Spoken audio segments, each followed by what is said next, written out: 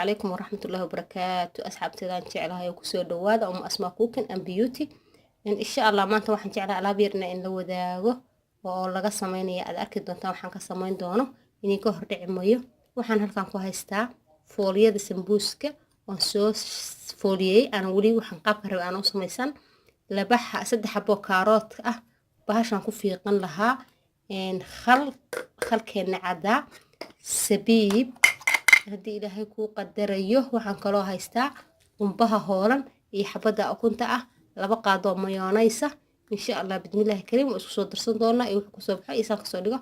waan isku soo laaban doona isaa u habeeyo insha Allah wayla daawan doontaaniin insha Allah bismillaah kariim asxaabtadaan jecelahayo dadkii hore noola joogay aad baa u mahadsantihiin kuwa cusubna subscribe gacmo furan iyo qalbi furan ku soo dhawaada iyo niyad saafiya iyo walaalo idin jecel ma sha Allah xabiibayaal soo dhawaada adduunka dadkiisa meel walba ku joogtaanin waxaan ku salaamayaa assalaamu calaykum waraxmatullaahi wabarakaatu. asxaabi halka waxaan ku haysanaa foolyadii oo soo dubay soo shiilay saliid ku soo shiilay baash loo jiray kaarotadii sabiibkii qumbihii halkaan aan ku darsan doono laba qaado iyo si xabad ukunteed oo soo kariyay insha Allah wataas ayadana aan ku sharaxan doonaa إلهي إدمه الصعون إن شاء الله بالله كل أسبوع درسنا إن شاء الله أصحابي سيدا سوق صوب حي إن أدركتني كلام قام حاجة مقدم بندريمية